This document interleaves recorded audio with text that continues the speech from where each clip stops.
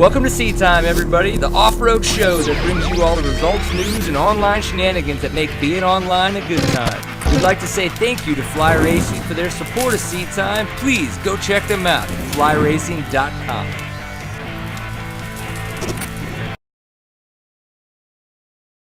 Ryan Pierce here, so it's episode 101, and if you know anything about numbers, this jersey, I'm trying to figure out which hand it is. This jersey, it's a 1 on it, and that is Kurt Caselli's jersey. So technically, that's mine now, and that's the way it's going to work. So 101 episodes. We had our 100th last week. If anybody didn't get a chance to watch or listen to it, you should do that. It is archived on Stitcher and on iTunes if you want to listen to it. Of course, YouTube, which is then on the site at seattime.co, where we archive all that kinds of fun stuff. Of course, you can find us on Facebook and Twitter.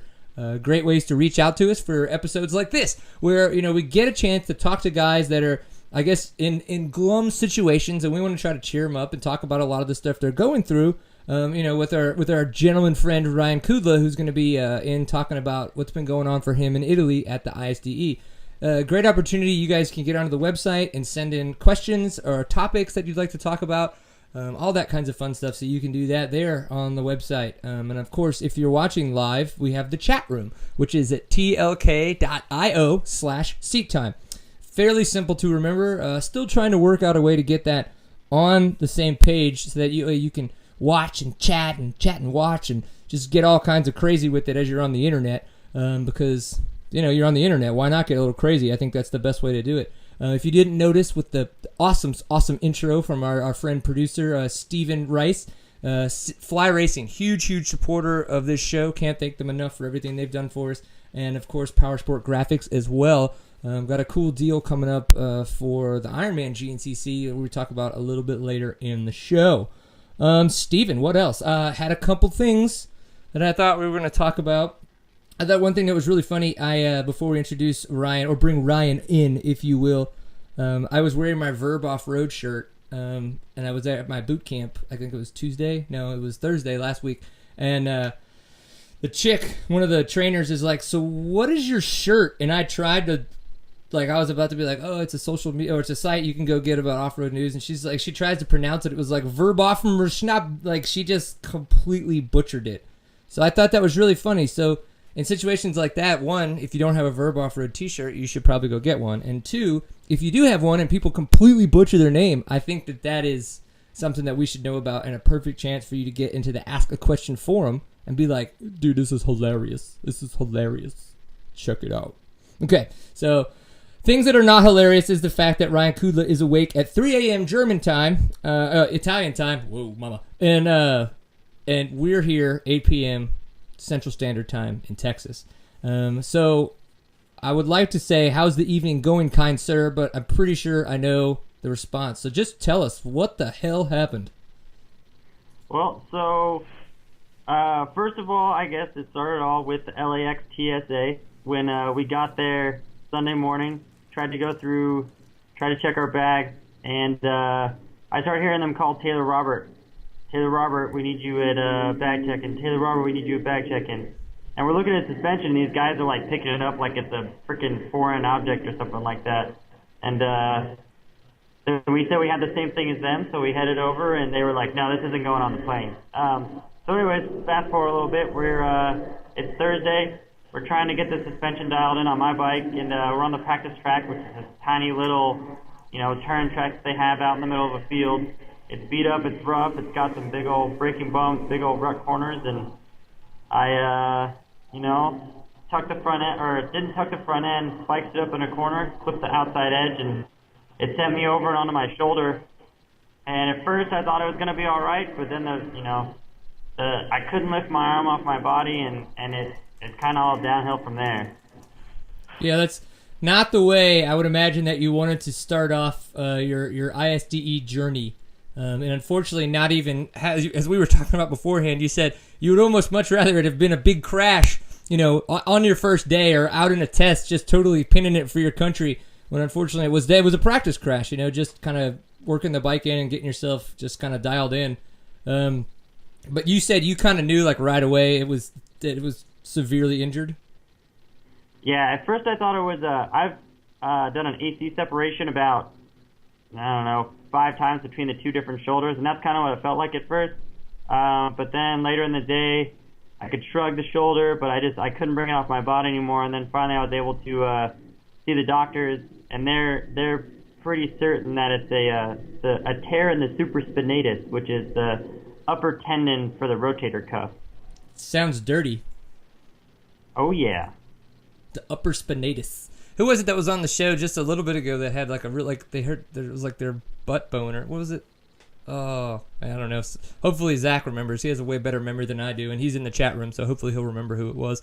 Well, I mean, you got out there on your first day, and you gave it your all. You rode.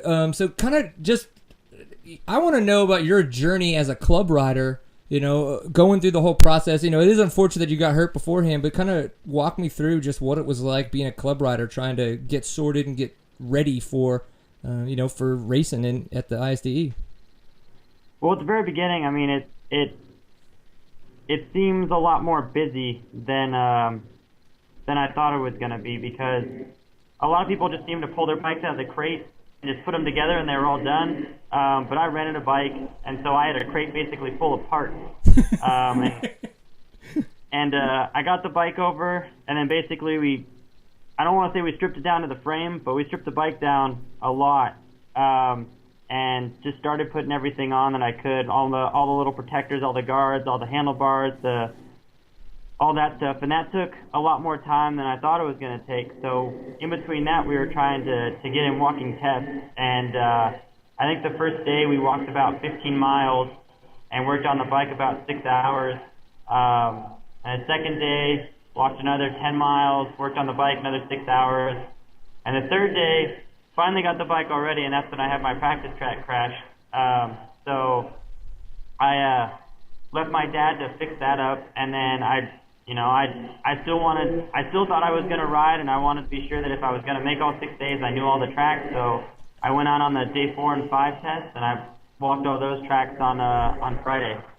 And I mean, it was really busy. I mean, it was a lot more busy than I expected it was going to be, because I had to do so much with the bike, and I knew there was a lot of walking involved, but it's a lot of walking, and it takes a lot of time. And these tests may not look that long, but they just weave back and forth and back and forth and back and forth, and you know, it's like, oh hey, there's the end right there. Oh shit, I have another 3 kilometers to walk still.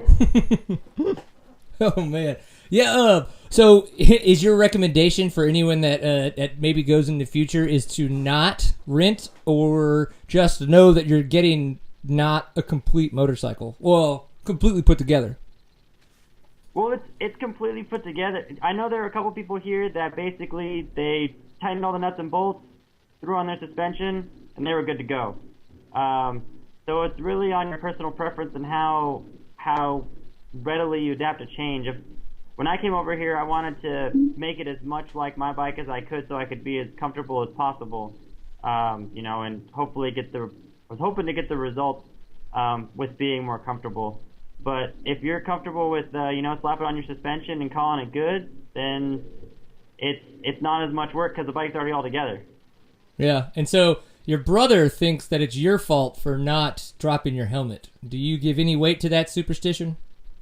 I do. I was actually the one that told him. I was riding over the practice track, and I was thinking, when I get there, I gotta stop, take my helmet off, drop it, and I'll be good to go. And I forgot to do that because I was so excited to get out on the track and get riding again, because it's been a while since we were riding. I was on Italian soil, and I wanted to get it done. And first time the helmet hit the ground, of course, my head was in it. Oh yeah, that is that. Man, that sucks. I know. I've never been a big superstitious person, but for whatever reason, because I guess maybe it has to do with my head, that has definitely been something I've always done. And I don't even think I got it from my father. I just kind of like picked it up from somebody else around, but I just thought it was a good idea. So, yeah, that's definitely, unfortunately, a lesson learned. I guess if you have a superstition, you should, or like a ritual, you should stick with it. So. Yeah, definitely. It's just like I'm really weird, and I always put my right sock goes on before my left sock, the right knee brace goes on before the left knee brace, right glove goes on before the left glove. Little things like that. I'm kind of a weirdo, and I think I have a slight hint of OCD. Yeah. Oh, whatever. Scratches on a helmet stink. Zach Huberty, whatever. You shut up. Well, I had something. I got an email earlier. Was it this week or last week? I got an email recently, within the past 5 to 6 days, from a viewer, somebody that watches the show. They used our Contact Us form on the website, so thank you for that, Martin. Him and I have talked back and forth, and I told him that I would like to read his email on the show. And I think the main reason why I'm choosing to do it right now, Ryan, is because I think that part of this is just going to cheer you up. I couldn't stop laughing, so I just hope that you get the same joy out of this email that I got. His name's Martin. I'm not going to give his last name just because that seems wrong. But this is the most bipolar email you're ever going to hear from what I say. First sentence: love the show, great guest, great topics. Okay. Second paragraph: as a listener, I would just like to hear less of you talking about yourself or whatever, and more of the great guests you have speaking. There is nothing worse than having you chime in and interrupt a pro racer when they are about to say something. Not trying to be mean, just want to see the show improve. Best part? I would take dead air any day over half the stuff that comes out of your mouth. End paragraph. Third paragraph. That being said, I really appreciate you doing the show, and I hope you keep it going. Thanks, Martin. Now, does that make you laugh just a little? That is one of the best emails I've ever heard. That is awesome. I had to forward it to. I think I was like, I can't forward to more people, to enough. It was like, this is the funniest shit. I think it was so bipolar. Like, it's like, love it, hate it, love it. Like, it was ridiculous, ridiculously awesome.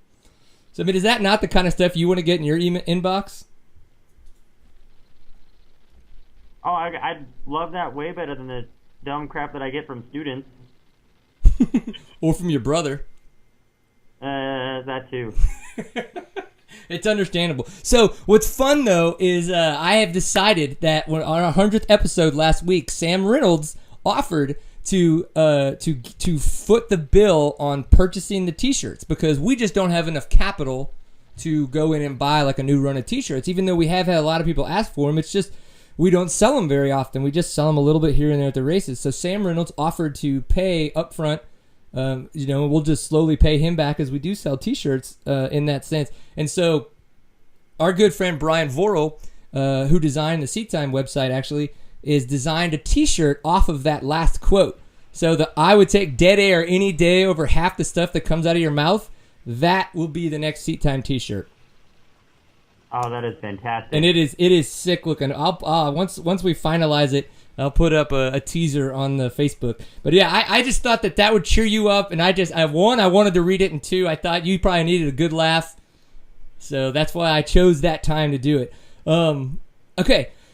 Now, being that you're a club rider and you got to hang out with, guys of caliber of Kirk Caselli, the Zach Osbornes, Taylor Robert, Mike Brown, I mean, all these fantastic, phenomenal, top of the line professional off-road racers, some of them motocross racers, some of them supercross racers. What questions were you asking to become more knowledgeable as a rookie coming in riding your first ever ISDE? Well, I guess I wasn't asking too many questions. I was just trying to sit back and be a casual observer a lot of the time. I've watched a lot of videos on ISDE. I mean, I've been really interested in a long time. A lot of the questions that I had, I guess, were, well, the few that I actually did get to ask, I was asking more about, how are the special tests set up? How fast should I be going each day? How hard do I need to push? What do you think about this? And the awesome thing that I found was that all those guys are just amazingly easy to talk to, and nobody that I met has any sort of, I'm better than you attitude. I could walk up to Ryan. I met Ryan Sipes in the Chicago airport, and we just started talking about racing, and it was awesome. I met Taylor in LAX when our suspension got stuck together, and it's been really easy to talk to. And if I do have any questions, they're really helpful to answer. But basically, I've been watching a whole bunch, and a lot of the answers have been, just wait until the race comes. It's really simple. You'll figure it out really quick. I know that I would be so freaking nervous. Like, I tried to qualify last year, all that fun stuff. Again, now because of Martin's Elo, I'm afraid to talk about myself. It's just like, I don't, like all these life experiences that I think are hilarious that could, help people as well are just useless now. It's ridiculous. I feel like I have no purpose. But I was so nervous just because of the fact that it was like, holy crap, if I do make it, what do I have to, like, the whole another process of learning, like, and you have to shove all of it into like a 2-month window. How was that? Did you get overwhelmed once you knew you made it, or was it kind of like, okay, you just, like you said, you watch the videos, did you just stick to the training and pull the trigger once you get there? There were times when just all the planning and do I have enough parts? Do I have enough? Am I training enough? Am I training too hard? Am I not training hard enough? Is the bike going to be ready? Am I going to be ready? Should I go race this weekend? Do I want to get hurt? Am I not going to get hurt? There was a lot of that, and a lot of worry about, is my fundraising event going to bring in enough money? Am I going to make my goal? Am I going to be able to buy the plane ticket this week because they're set to go up another $400 next week? There was a lot of that kind of worrying, but as far as the actual riding, it felt like it was coming along nicely for me. As I got a chance to talk with Kurt at one of the motocrosses, and he was just saying, work on your sprint speed because all the tests are really short. And everybody that I've talked to, I was able to get in touch with a lot of people that have gone before, and everything that they were saying was things that I thought would be true or thought would be right. So I felt like I was going on the right path, and that was comforting, even though I'm always stressed and I'm always kind of neurotic about everything. Right. Well, you're a PhD student, so I'd imagine that most of you guys probably are neurotic at some point, right? I mean, it takes a lot to do that. Yeah, we're a little crazy, a little nerdy, little different. If you will.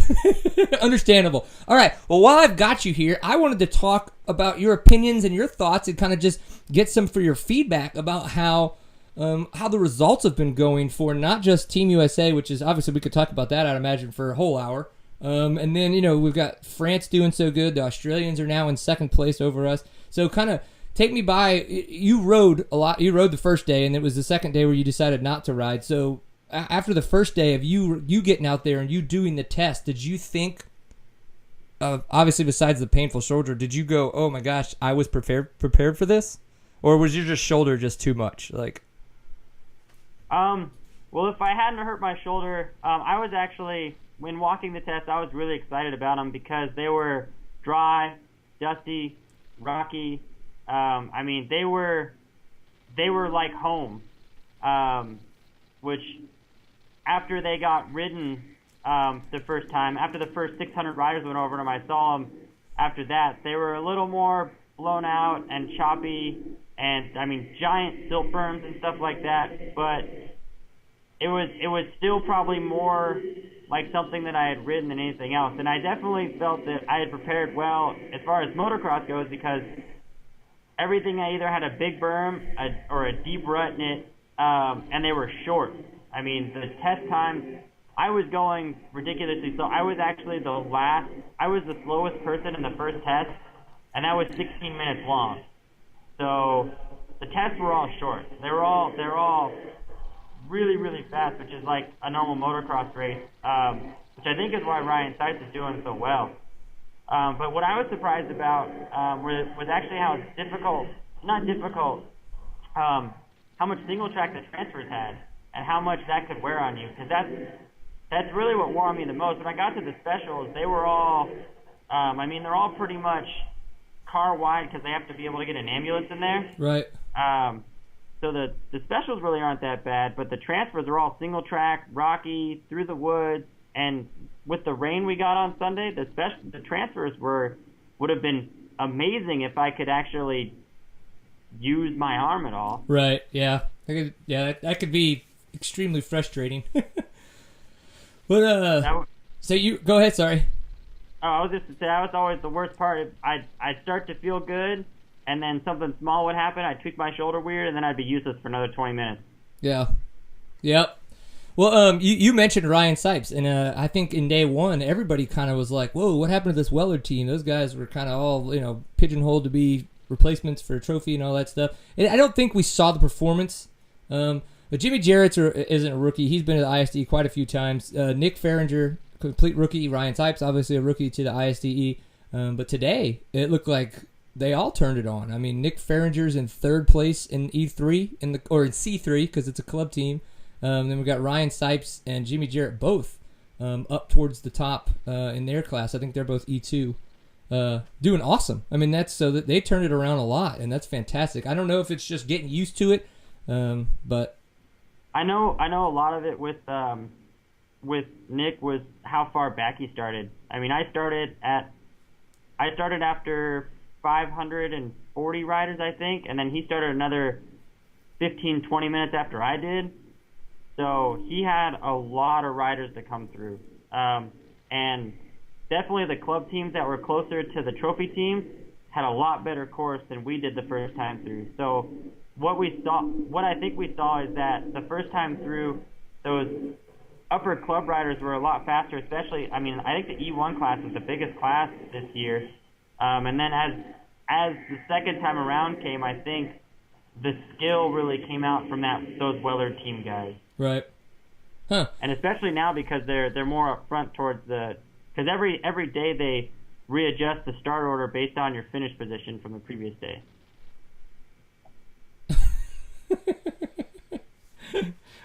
Oh man, now people are talking about my dead air. I guess I shouldn't have read that. Now it's just going to be wearing on me the whole time. Professional. I got to pull it together. Well, so they've been doing a lot better, and I'm glad to see that. And I think you're absolutely right that them being able to move up and have less guys in front of them, a little bit, maybe not as blown out trail. Even though you guys they rode the same tests day 1 and day 2, correct? That's correct. Yeah. Yeah, and then they'll start new tests for day 3 and 4. Actually, day 3 we have one new test that's going to get run twice, and they're taking out one of the tests from day 1 and 2. Otherwise, it's the same test. Ugh, man, there's gonna be some upset people in the back of that pack. So then is it 4 and 5 then? Because I know that there's got to be some just completely new days, or is all of it kind of re-wearing some of the same tests? Yeah, 4 and 5. So 3 is basically day 1 and 2 backwards as far as the transfers, and then most of the specials are the same. And then day 4 and 5 is a totally new course. Okay, well that's good. That's cool. I like to hear that. That's always nice. And then we could talk about some of the World Trophy guys. I think we saw really good performances from Zach Osborne yesterday. Today, him and Thad seemed to have a little bit of an off day. They both were kind of in the 54s overall test times, and but most of the other guys were in 52, and then Taylor Robert, being the top American, was in 51, I believe, 51 minutes behind, or points gained, however you want to talk about it, since we're in enduro. And then the junior guys, I thought that I'm really, really impressed with Grome. I know he's a fast rider. I just didn't know how he was going to do, in this situation, and I think he's doing awesome. I'm actually surprised that Grant Baylor isn't going a little bit faster. And it sounds like DeLong has been talking a little bit about his wrist, so it's probably bugging him.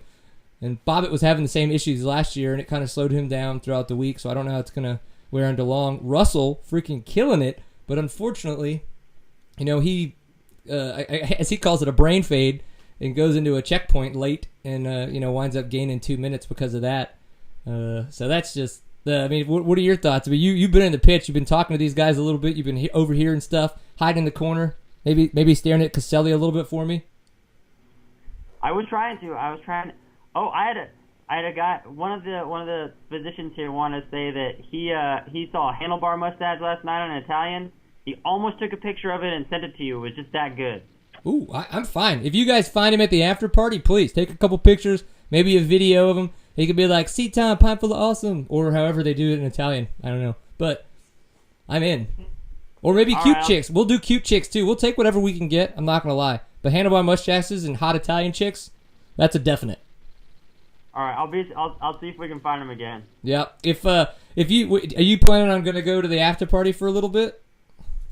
There's an after party? What? Oh yeah, yes. This is my advice to you.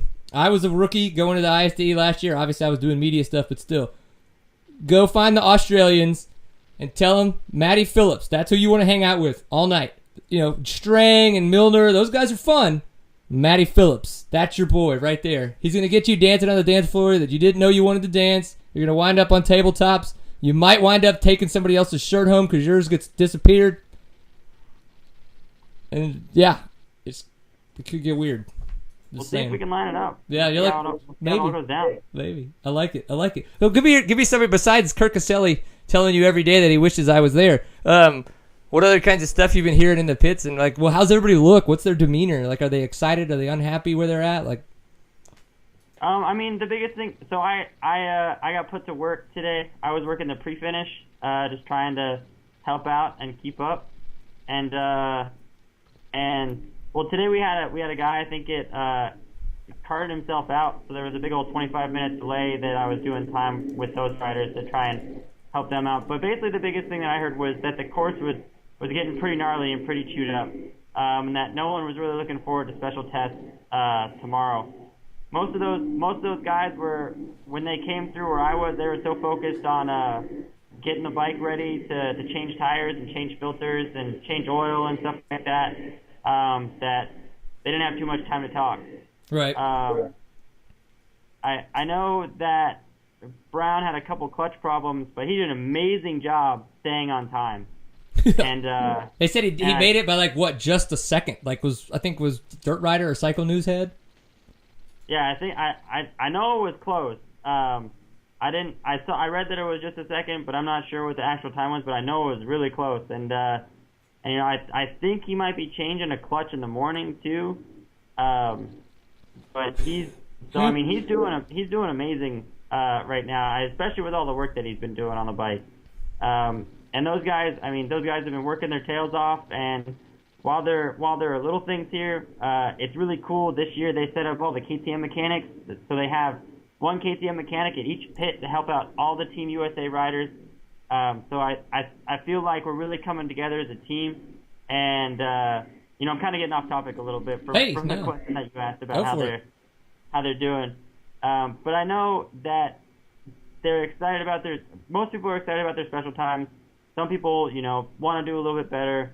But the tests, it's so easy to make a mistake in a test. And there's one big old mud hole out on the grass track.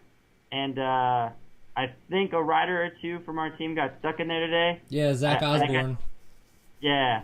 And so a little frustrated about that. But other than that, I mean, the course is chewed up, and they're doing as best they can. We're only on day 2. This, I think, is the fastest start that we've had ever. And I think the guys are only going to get better as they get more comfortable.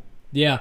You're right. That is a very, very good point. Is that, and that's what one of the things Auntie was talking about in one of the interviews. Is like, we have never been able to come out this strong, and that it's just a testament to how good, as you were saying as well, with the teams. The team itself has really started to kind of gel. I think a lot more people ask the right questions. They know how to practice now, and having guys like Zach Osborne and Ryan Sipes, I think, only makes our guys, who are fantastically great off-road racers, push that much harder, because they don't. You know what I mean? Like, sure, they're all great guys, but some people want to come out and be like, I'm the off-road racer. I don't want to be beat by Amex guy or whatever. Like, so, I don't know. It might be a little bit of ego in there. Just a skosh. We don't have ego when we race dirt bikes. It's not like we're trying to beat the other guy. You only have egos when you're trying to beat up some curb or some berm, right? Just putting your front tire right into it. All right, well, go ahead, tell me a little bit more about what you see for the next coming days, and then where people can find you as you've been posting this stuff. Because now that you're not going to be riding, and you're going to be out there helping, I'd imagine you're going to be able to take a couple more pictures, maybe do some more updates and stuff like that. So I think you'd be a great source for people who want to know how they can kind of follow that. Well, I'm doing most of my updates on my Facebook page, just Ryan Kudla on Facebook. I'm not on Twitter or Instagram or anything else. So you're completely worthless. Basically. That's fine. You want the seat time credentials? Maybe I can. All of a sudden we showed up in Italy. Maybe they can give me like a media jacket. I'll get the media bracelet, then I can go anywhere. That costs a lot of money. I hate to tell you. Surprisingly, this rider bracelet will get you pretty much anywhere you want. Dig it. So I will actually give you all the seat time credentials after the show's over. but yeah, I'm gonna be at Special 3 tomorrow, I think. So that is. Oh man, that's gonna be the grass track one with the big mud holes. Maybe I can go over there and point some lines out. Take some pictures of people in mud holes. But what I mean, I know that the courses are gonna be beat up, but it's all desert type stuff. So I really hope that our West Coast guys excel and continue to push. They're getting faster, I think, especially Taylor. He's been really consistent up there in the test, and I can see him doing well also. And yeah, I mean, I just hope we're great. Our club riders are also doing really, really well. I think so far I'm the only club rider that's had to retire. Everybody else is getting through, getting their legs about them, and getting through the day. And I don't think too many route points have been dropped, other than little brain phase. So really, as like you said, as Team USA, we're really gelling. And everybody's coming along, everybody's pitching in, and everybody's really excelling, I think. Yeah. Cool. Well, it's actually interesting. I checked with Steven. I was like, hey, so Alex is set up and ready to go, and he hasn't heard from him. So, Alex, if you're watching the show, make sure you text Steven back. So, I've got more questions, and I want to just ask him if you're okay to stay on a little bit longer, Ryan. It's good with me. Okay. Matt Crouch brought up a good point, and he asked about the fact that with Mike Brown and his clutch and changing it on the side of the trail, he didn't know that was one of the things that you could change on the side of the trail. So did they? How briefed were you on what you could and or couldn't do? You know, kind of in that situation with parts changing and when you can and can't mess with things on the bike. Basically, we just kind of read through the rider handbook. I don't really know. We were kind of briefed a little bit, but yeah, I mean that's a tough question. We didn't get too much on that because I wasn't expecting to have to change anything like that. I mean, I had a shifter in my fanny bag, a lever in my fanny bag, stuff like that. But right. I really don't know. Interesting. Yeah, it's a good point. I mean, like if he had clutch plates in his fanny pack, that's a huge fanny pack. Like, because think what else he had in there if he's carrying around clutch plates. So, I don't know. Interesting point. Okay, and then the moto test coming up. How is that going to be set up this year? Did you get a chance to walk that test? Because, I'm referring to day 6, the final moto. Last year, it was right there at Soxen Ring. It was all set up around the race course. So it was really neat, very iconic for those guys to be able to race on it. What's the setup for you guys there for day 6? I wasn't actually able to get over the moto track, but from what I heard, it's basically a motocross track that's off in the country, and you can see it. I know there's a video of it on YouTube, but pretty much I think everybody's just gonna ride over there, and I was gonna figure it out when I got there for the most part, but now that I don't have to figure it out, I'm just gonna go hang out and spectate. Right. I didn't quite get to day 6. I was talking with Kurt, and he said that normally you have a lot of time to just hang out and watch, because I think the club riders are last to race on there. Right. Okay. Yeah, that's true. But you'll have a lot of fun, and you'll be like Seat Time's correspondent over there in Italy. I mean, it sounds like I'm gonna have to get you a T-shirt or something to pay you back for all this. I mean. Well, I guess we'll wait and see how much uploading I get done first. That's true. Maybe just a couple high fives and maybe some strangers or something. But we'll make it. We'll do some compensating, if you will. Well, cool. It sounds like Alex is ready to go. He was just trying to Skype himself in. That guy. Hey, we're gonna call you. I'm just kidding. But seriously, what's up? Now I'm just gonna give you dead air. Best dead air ever. All right. So Ryan, good luck, man. I know that it's got to be a bummer for you, but it really means a lot that you were just kind of like, hey, I'm up anyway, dude. Let's get on the show. Let's talk about this. I want to share some knowledge. So really, really appreciate that. It's very awesome of you. And yeah, good luck with everything, and just keep us updated, dude. I want to know everything. So no problem, man. Thanks for having me on. It's always fun to be on here. Yeah, I agree. I think it's fun. I wouldn't do this if it wasn't fun. That's for sure. Yes. All right, dude. Get some sleep if you can. Good luck tomorrow, and definitely we'll talk to you soon when you get back so we can get some more info from you, all right? All right, awesome, man. I'll talk to you later. All right, dude. Sleep well. Thanks. Peace. All right, so as we're going to kind of transition over from Ryan Kudla into Alex Martens. Oh, I just totally screwed up his last name, but that's okay. Martens. Hey, Alex Martens. I wanted to go ahead and say thank you very much to Fly Racing for their support of Seat Time.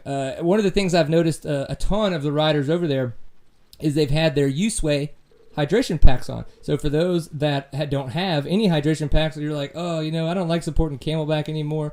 What you need to do is you need to get yourself out there and you need to get one of the U-Sway Fly Racing hydration packs. I think that's the best way to do it. Those things are awesome. You can check it out at flyracing.com. And as we kind of transition to, definitely say thank you to Ride PG, one of the great sponsors of Seat Time.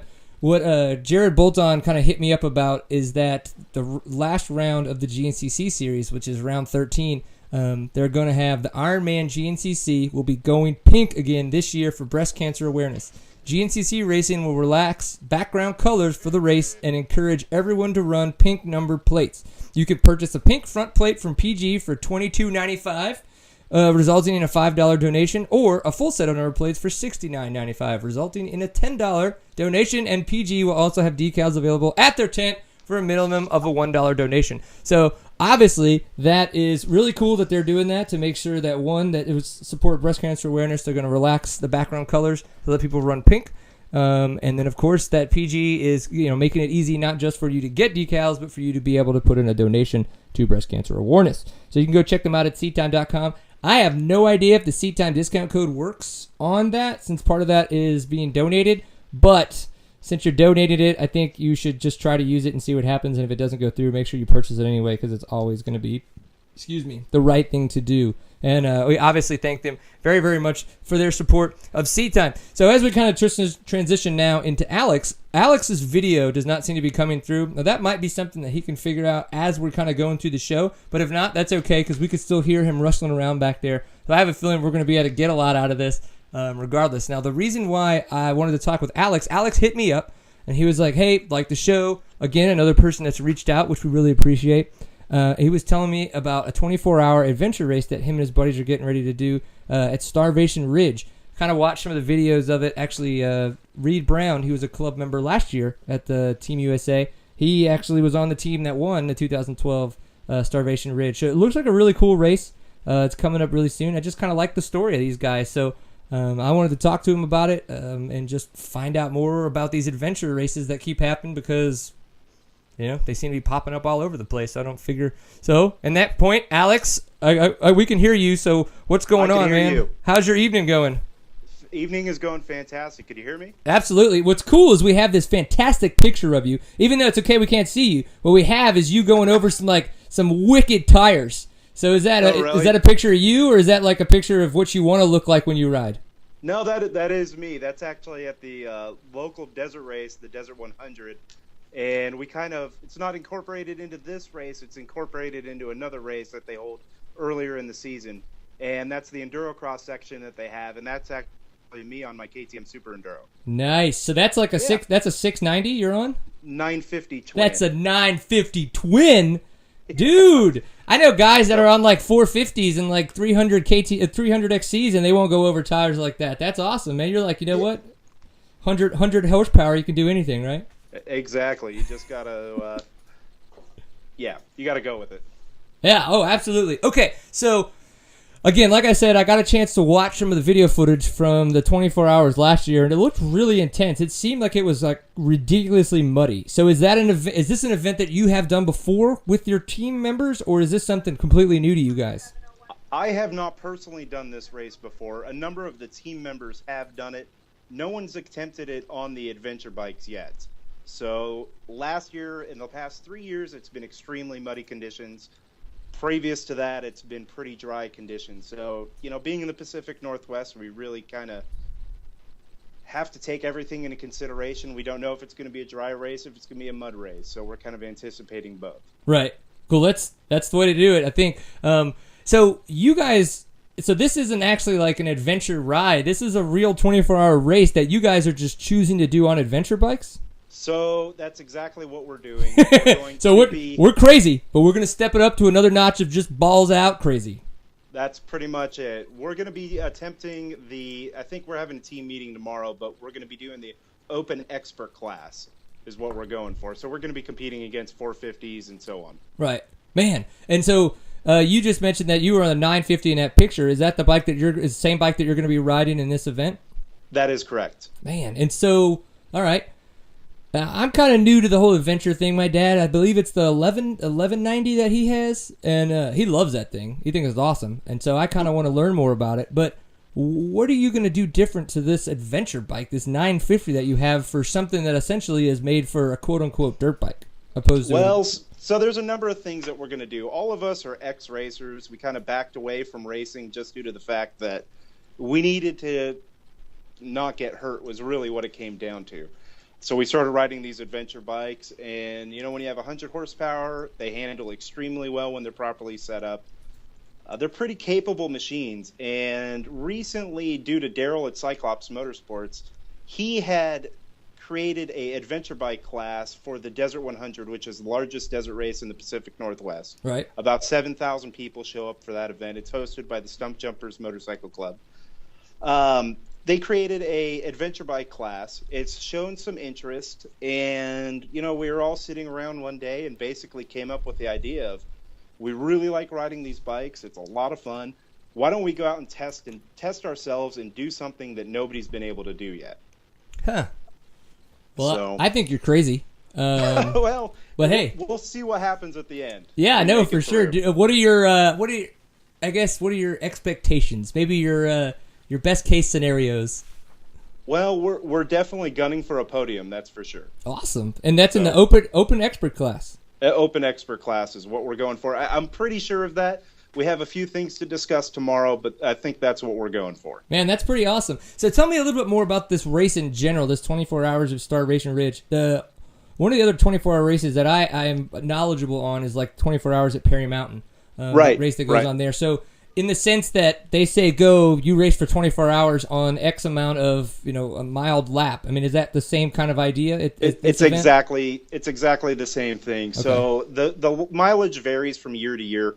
It goes from anywhere from 22 to 28 miles, and they do mix in quite a few different obstacles as far as going to, you have to go through a couple barns, you have to go through what's known as the Briar Patch, some rock gardens, tank traps, and such like that. So they do make it a pretty challenging race. Right. And then being in the Pacific Northwest, is this, say like Eric Kudla just mentioned in the chat room that 24 Hours of Glen Helen. Now that's held on a motocross race. They've had a couple works races and stuff like that out there. How would the terrain where you guys are at compare to, a place like a Glen Helen? Exactly opposite, to be honest. Okay, so this perfect. is going to be that's what I'd rather. Right. So this is not going to have a motocross track incorporated into it. It's going to have everything from rock gardens. We don't really have too many sand washes here in the Northwest, so it's going to be, even though we're on the eastern side of the mountains, which is much drier than the western side, obviously, there aren't really as many sand washes, stuff like that. So it's really, there's going to be sections going through the trees, a very large grass track section, some single track sections with lots of rocks, pretty much just about everything you could imagine thrown at you. And you have to go through a couple barns that have some obstacles that you have to go through and just kind of mix it up and make it fun. Awesome. No, it sounds like a fantastic event. So we just got back a couple weeks ago. Actually, it's been about a month from the Big Sky, the AMA Off-Road National Championships. Say, in that sense, how would the terrain compare to that kind of Big Sky? It's not going to be that grueling. Big Sky is kind of known for being one of the most grueling races out there. I did a lap out there just fine. I mean, it was really slow, but I did. Yeah, but I mean, when you're going at race pace for 24 hours, even though you're switching through teams, I mean, they have to keep everything within reason. Oh, they're not going to be doing an Erzberg style or Romaniac style race or something like that. Yeah, especially when somebody's like, "Hey, let's do our adventure bikes on it," because that's pretty much. No, I think it's going to be awesome. So, how are you going to get that in some of the single track sections? Is it like tight enough to where you're going to have to like kind of shimmy and shake through there? Because those bikes are a bit wider, right? They're a little bit wider. They're obviously a lot heavier. Once these bikes are pretty set up, everybody kind of has a misunderstanding of how capable these bikes really are. Right. When the suspension's dialed, you have the motor set up how you want. the right tires is obviously a very large issue. These bikes burn through tires like you wouldn't believe. They're pretty capable, nimble bikes within the right hands. So a lot of burnt rubber with those guys, huh? Oh yeah, Man. absolutely. And so are you gonna do you run knobbies on it for this kind of an event, or are you gonna run your traditional, I guess, adventure tires? So typically we run the Dunlop 908s on the back of this bike, just due to the fact that nothing really holds up. These are 100 horsepower bikes. They're some guys, they last 300 miles. Sometimes they last 500 miles, just depending on exactly what they're doing with the bike. If you're riding aggressively off road, there's only so much that tire is going to be able to withstand. If it's rocky, we've burned through tires within 250 miles. And these are pretty expensive tires. These are $200 rear tires. So I'm going to have to wait till I'm like retired to be able to afford one of these bikes. Yeah, it's a big investment, but it definitely gives you some good return. Yeah. That's like being able to we were talking with Alan Stillwell a little bit ago, and he was telling us how they've been kind of testing a lot more UTV type stuff. Now, of course, that's another thing. You get a 4x, a little bit more expensive. But he's talking about how he can fit like his whole family, and they have the ability to just ride across the desert to go eat somewhere. Oh yeah, for sure. And they just all the families get in their UTVs and just drive across the desert instead of take the long way, which would be the highway, and go cross to another town. It sounds like that's kind of the same thing. I mean, obviously you're on a dirt bike, so you don't have as much space, but that's the same idea with this adventure bike. It's like dual sporting but cool. I would say, there's a lot of different aspects to it. There's a lot of guys that we camp off the bikes. We'll go do multi-day rides off of them. We'll carry all of our gear in like a giant loop Great Basin bag or something along those lines, which are it holds everything from tent to the food to everything like that. So really the only stops you make are for random little supplies, beer and liquor, of course, and then that was going to be my question. Yeah, that's kind of it's a fun thing to do when you go out with a certain group of guys. You could have some good fun, and then you just camp out under the stars and do fun stuff like that. So you typically get long days in the saddle. So on our average rides like that, we'll do 175 to 300 mile days and be on the bikes for 10 to 12 hours straight. So right, man, good fun. Oh, absolutely. So is this 950 that you have, we were doing a little bit of talking with Scotty Broman, who's running the Baja Rally. Yeah. So is this a bike that's completely capable in a rally situation like that? Absolutely. Okay. This bike was actually designed to compete in the Erzberg Prologue, the bike that I'm riding specifically. It's kind of a mix-match piece put together by KTM, just to, at the time, get David Knight a top position while they were doing the Erzberg Prologue. So it's a pretty fun bike, and that's definitely something you could do with that. There's some sections in Baja that I think Scotty's rooting him through that'd be a little difficult, but totally doable. Interesting. Man, that's so cool. I really do want to get out into one of these. After we did that interview or that show with Scotty, I had a couple different people from the rally world hit us up and just kind of like, hey, thanks for talking about rally. It's getting bigger and giving us a lot more information on it. And it really seems like something that could be super cool. And especially, I mean, I'm 34. By no means do I think that I'm old. But at the same time, it's one of those things that, once or twice a year to kind of learn a little bit more, get a little bit more introduced to it, that as I hit that, maybe higher 40s or 50s, that it's like take on the world with that kind of a stuff. Or am I just missing my mark? Could I do it now and I'm still cool? You could do it now. Rally is, I wish that we had the exposure to rally as a country like the Europeans and the South Americans have, just due to the fact that, guys like Quinn Cody and Jonas Street and guys like that, not only is it the rider ability, but it's navigating ability. There's so many different aspects that go into rally racing that's pretty cool that, it's really nice to see that the U.S. market's really approaching and accepting rally. With Scotty doing something like putting on the Baja Rally it's an unbelievable task that he's doing, and it's pretty cool to see. Yeah, and you actually do you own the shop that I do. Okay, and so I mean, I know this for a while there. Looking at your website, you kind of carried the more European market bikes and things like that. And now you kind of carry a little bit of everything. Do you find that you're starting to pinpoint your shop more towards this kind of adventure rally type stuff, or is Absolutely. Okay. With the adventure bike market, I mean, I have a KTM background. I've raced KTMs. That's kind of what I've specialized in and grown up knowing.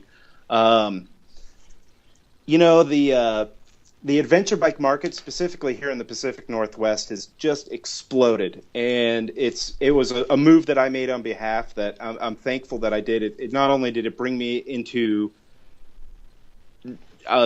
riding that I really thoroughly enjoy, but it's allowed me to meet a lot of amazing people that I've been able to create great relationships with. And you know, there's some hare scramble riders that I do sponsor. There's some enduro riders that I sponsor, but I'd say that most of my clientele is all adventure bike market. Like, it's good 60 to 70%. Wow, that seems like such a crazy niche market. You would think to base a shop off of, or to have a shop kind of meld into, but if it's taken off, it's taken off, right? Yeah, no, I've been very fortunate, and you know, with this, I've kind of built a niche market, just like you're saying, and I get suspension from all over the world. It's pretty amazing. Now that's actually right. What I wanted to ask about was the suspension on these bikes. Again, we were talking with Alan Stillwell. We've talked with the dude from Kreft Suspension, you know, with his transition valve, stuff like that. I want to. What is different about these bikes that makes the suspension so different to set up? So a lot of heavy as shit, but right, yeah, they're extremely heavy. That's for sure. A lot of them, not specifically the KTM brand, like the new 1190 that's coming out, but the 990s, 950s, and my bike, the Super Enduro. A lot of them come up with suspension, and it kind of makes you boggle when you think about it. You know, the 990 Adventures are severely undersprung in the front, extremely oversprung in the rear, and then the valving in there is just an absolute joke. So from the factory, they're pretty limited machines, and that's, I think, a big reason of why people have the misconception of these adventure bikes is, you know, they're really poorly set up from the factory, and once they're dialed, they're super capable. So, you know, typically every bike is springs front and rear and valving work, custom pistons, you know, so on. And then you come into the other brands like the BMW F800s and stuff like that, where the suspension is so antiquated that there's definitely room for serious improvement across the board. Huh. And then number one, okay, so I was talking about my dad's got one of these bad boys. What's the number one accessory? Not just for my own personal use, but I think other people would wonder about that too. A skid plate. Skid plate. Absolutely. And that almost seems normal. Yeah, you know, there's a lot of weight behind these, and then you throw the average adventure bike rider, I would say, is much more out of shape than your average endurocross rider, or motocross rider. I mean, typically these are older, more refined, so to speak, gentlemen that are a little bit on the heavier, portly side. So skid plates are definitely a must. Suspension is a must. There's a good number of things that really need some help, and it's interesting that you said refined when it comes to motorcycle riders. I was like, hey, now, all right. Yeah. Well, the Desert 100. You mentioned that, and it's interesting that you did. We actually got a couple emails right after we put out the Big Sky edit that Steven and I kind of helped put together with John Legoo and Brian Elliott from their respective companies. We got an email from somebody from the Sidewinders Club. Was it Sidewinders? Stump Jumpers. Stump Jumpers. NC. Sidewinders is in Texas. I'm an idiot. That's fine. And they were like, hey, you know, they were telling us about this whole race and that they really enjoyed our edit, and they were talking about wanting us to come out there. So tell me a little bit more about the Desert 100. That's like what is it, April next year? March? I think it's April or March next year. Are you still there? Can you hear me? Absolutely.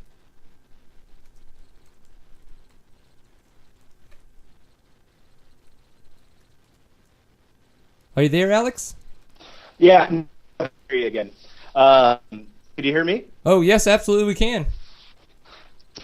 So the Stump Jumpers NC, I grew up in Southern California, attended a handful, well, more than a handful, of District 37 desert races.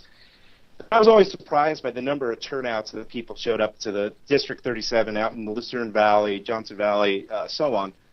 When I moved to the Pacific Northwest, everybody was saying, you need to go to the Desert 100. So finally, one year I packed up my stuff and went out there. And there was over 7,000 people at this event. I had never seen anything like it. There was a complete city in the middle of this farming community with 7,000 plus people on their bikes.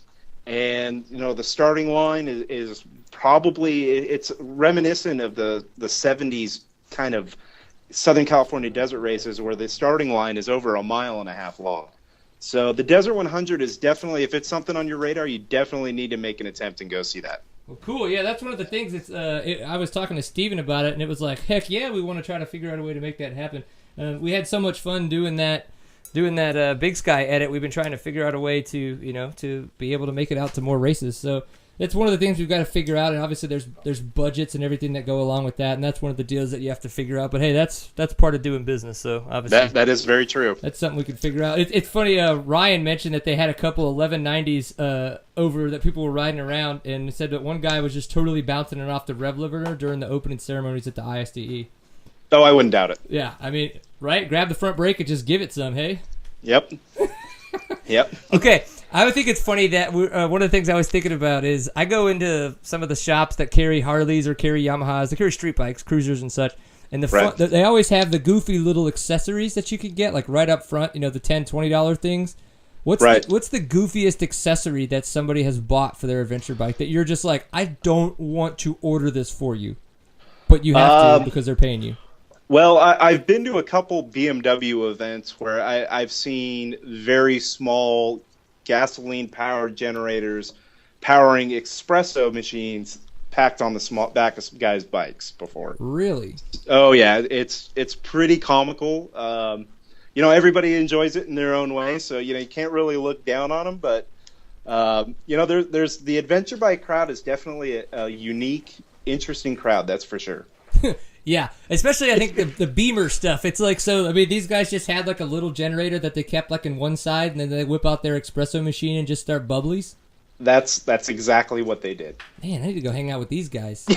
Yeah, for sure. Yeah. I think I need to find the guys that are brewing their own beer on their bikes. That's a big part of adventure bike riding. There's typically quite a bit of drinking that's happening. That's not the worst time ever. Well, yeah. Where again? I know I think it's Conformist. What was the name of the shop? I didn't. Conflict Motorsports. Conflict Motorsports. I'm sorry. I didn't put it in my notes for some reason. Yeah, no worries. I'm failing miserably. Did you? Were you listening to the show as we were talking with Ryan Kudla? I was having issues and I couldn't hear you at all, to be honest. Oh man, it's funny. We got so as a fun little quote. I'll go ahead and just give you the best part of it. This is from a email that we got from one of our listeners. And here's the middle part of his quote is, I would take dead air any day over half the stuff that comes out of your mouth. I was like, that guy is a true fan. Because he just put his heart in an email to me. Yeah. Literally, like, straight up. So, what do you do? Keep being yourself, I guess. Yeah, that's all you can do, that's for sure. As I was telling Ryan, I always have fun doing this, so it's like, as long as that's happening, we're having a good time, so. Right.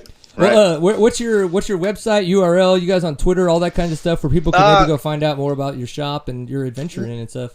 Not really on Twitter, but I am on Facebook, Konflict Motorsports and Suspension. It's spelled with a K, KONFLICT, motorsports.com. All right. And what kind of, so when I go purchase my adventure bike and I send you my suspension, does it get some extra love? Absolutely. We'll definitely take care of you. There's actually, I wanted to, is it okay if we talked a little bit about the team riders that we had? Oh, yeah. No, absolutely. Definitely tie up on that. No, go for it. So we got 6 riders, myself included, and there's quite a range of abilities that we have here that range from, we got a John Eisenberg who's raced Baja 1000 a few times. He's actually won the class at Starvation Ridge. He's podiumed 3 times, and he's won first overall, from what I understand, at Starvation Ridge. He's actually raced Vegas to Reno, many Hare and Hound races.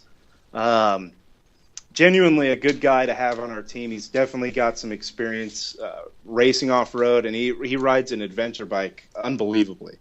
And we have, like I said, we have a pretty broad range of riders that we have here. We got Daryl from Cyclops Adventure Sports. He and I kind of put this team together, right, and came up with the idea of putting this and doing this. His riding background, he's been racing since he was 5 or so, and I think this is going to be his 23rd or 24th 24-hour race. So he's got quite a bit of experience, and he actually won the Desert 100 adventure bike class the first year that was put on. Man, so do all of these guys, would the Kudlas know who these guys are? Because Eric Kudla puts on a lot of the events. I wonder if it sounds like... I would imagine that Eric would probably know Daryl, just due to the fact that Daryl's been to every night race that you can imagine, just due to the fact that, he owns a lighting company, superior LED lighting technology, which we're actually going to be running. Really stoked about some of the new products that he's coming out with. For sure. So I would imagine that Eric would probably know him. And I think Daryl's actually working with Eric on the Get Extreme race that's coming up here pretty soon. Okay. Down in Johnson Valley, I think, to be honest. One of the other riders, this guy actually is kind of a pretty unique guy. This is the story behind this guy would probably interest you pretty good. All right. His name's Radek Burkhat. He's from British Columbia. Started racing in 07. In 08, raced the Baja 1000. It's just unheard of for a guy riding a year to go and race an event like that. Finished the Baja 1000, his first attempt, complete green guy. Started racing a lot of hare scrambles up in British Columbia, and then decided, you know what, I don't want to get hurt, so I'm going to get myself an adventure bike. The very next year, he goes down to the Baja 1000, and he's going to Ironman the Baja 1000 on a 990 KTM. Goodness. And unfortunately, he ended up breaking his foot while he was pre-running, so he wasn't able to compete that entirely. But he's going to come and join us on the team, and he's definitely going to be an asset just like everybody else on the team. We got Jason Williams, who's a local here on the east side of Seattle. He is probably one of the faster guys in the group. I would say that I'm probably going to be the slowest, and the other guys are pretty quick on their bikes. He's an A Enduro champion, bumped up to double A, was able, Vet B winner, 04, let's see here. Actually, is an expert, won in the expert class, so we got quite a broad range, so I really think that we're going to be able to give these guys a pretty good run for their money on these big bikes. Yeah. Should be a pretty good, interesting. And we're actually doing a story on this, starting from the very beginning. Actually, tomorrow we're doing some filming, and we're going to be interviewing everybody and kind of getting a story behind each and every person involved in the group. And then we're actually hired a film team to come in and film the events from the start to the finish, and we're going to put a little bit of a story together. So that way everybody could understand the madness that's kind of behind this adventure bike craze and why we would be willing to go and really put ourselves through the punishment, so to speak, of what we're going to be doing. Man, well, I look forward to this. So where, what is a timeline? Do you guys have kind of a timeline on when your crew will be able to get all the footage together? Like, you're like, we're paying you. It has to be done by X. Yeah, so the race is actually on the 26th and 27th. We're probably going to realistically be 3 to 4 weeks after the event is hosted. Right. No, that's understandable, especially, too, if you're doing the whole race. It's 24 hours worth of filming, all that right. stuff, and that's a lot of footage to go through. That definitely is. Really make something that's worth putting out and worth charging money for, if you will. Well, cool. I look forward to that. Do you guys plan on just putting that on YouTube, or is there going to be more of a distribution behind it, or? Well, so we've had quite a few sponsors actually come on board. Myself, Konflict Motorsports is supporting the team. Cyclops Adventure Sports is supporting the team. But, there's a lot of people in the industry that we've been really fortunate enough to build relationships with. And some of the support that we've been getting has really been unbelievable. We've had some things that have kind of come on board that have really been game changers for us. And my thoughts on this, to be honest, is if we do good enough on this event, why don't we just continue on and go down to the Baja 1000 in November and just compete in the 1000? I mean, it's one of those things that once you get the ball rolling, you kind of run with it. So, we've had Giant Loop Moto, who I don't know if you're familiar with, but they make a lot of, soft luggage for adventure bikes, and okay. a lot of guys are running it like. Kendall Norman and Quinn Cody ran it when they did the Rip to the Tip, where they did the Red Bull video. They packed everything on their bikes and they rode down. So they were actually using the Giant Loop bags. Renasco Racing, he makes custom seats for everything from adventure bikes to motocross bikes, and they're one-off, shaped directly for you. I mean, they're pretty awesome seats. Just locally, we had our local Yamaha dealer step up, Ride Motorsports, and they offered to cover our tires for the event, which is obviously a pretty large investment on their behalf. Sounds like that's probably the best sponsor to have right there. Yeah, you can't get better than that. I mean, that's really going to help out. And then we've had Coastal Instruments Incorporated, which is actually, from what I understand, a electronics calibrating company. And that's actually a company that was brought on by John Eisenberg, and their donation has been a game changer for us, and we couldn't be anything but grateful for everybody that's been able to step up and give us a hand out, because we've been really fortunate and really thankful. Well, wicked, man. I definitely look forward to seeing more about this and everything. So you guys have to get some kind of Twitter, or whoever your film crew is, have them get some kind of thing set up and make sure you send it our way, so that we can help you guys publicize this a little bit. I think that's something that people would like to follow throughout the 24 hours, just kind of like y'all trying to contain crazy. So we did that. We actually created a Facebook page called The Heavyweights. That's the name of our team, The Heavyweights. Right. And it is. I think it's actually ADV Heavyweights /Facebook or something along those lines. I could email it to you later. And our plan is to have race updates throughout it. It's kind of following us from the very beginning of this story to the very end, and we're going to have some people, at the races kind of giving live updates on Facebook and stuff like that. So, we'll definitely incorporate all that, and if we can get any exposure that way, that'd be fantastic. Wicked. Well, I'm totally down. I think this is super cool. Whatever. Chat room's giving me heck again. You just gotta go with it sometimes, man. It's whatever comes out of your mouth. Maybe it's just maybe it's dead air. I don't know. Whatever. That guy. Yeah, no, I'm looking forward to seeing it. See you guys do this. I definitely want to make it out to one of these adventure riding schools. There's a rally school, I think in Nevada somewhere, that my dad and I are gonna try to go to now that he's kind of got into this. Hopefully, Jimmy Lewis. Year. Yeah, Jimmy Lewis has his riding school out of Pahrump, Nevada. Yes, that's definitely be a good one to go see. Yeah, I think my dad was in Colorado Springs at the KTM adventure ride they had there, or Steamboat Springs. And, he said that Jimmy Lewis actually gave kind of like a little little hour-long adventure riding, or I guess kind of adventure riding tips thing. Right. But hey, I can imagine those beasts of a bike. You gotta have as much training as you can possibly find.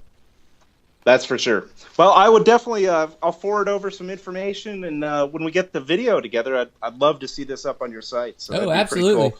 And we'll some support any way we can. Yeah, sure. And we'll talk to the guys over at Verb Off Road, see if we can get them to talk about it too. So for sure, we could definitely make it happen. Well, dude, I really appreciate you, one, getting in touch with me, and two, being able to be on the show. It's sometimes we have technical difficulties with video not coming through, but the thing is we have audio the whole time. We've been recording the whole deal, so it's going to be up. It's going to be posted. Now the thing is where you guys can find this stuff is our website. So seattime.co is where we archive all these shows like this, all 101 of them. Then, of course, if you just wanted to listen, you can find it on Stitcher and iTunes, or if you just wanted to go to YouTube and search for Seat Time.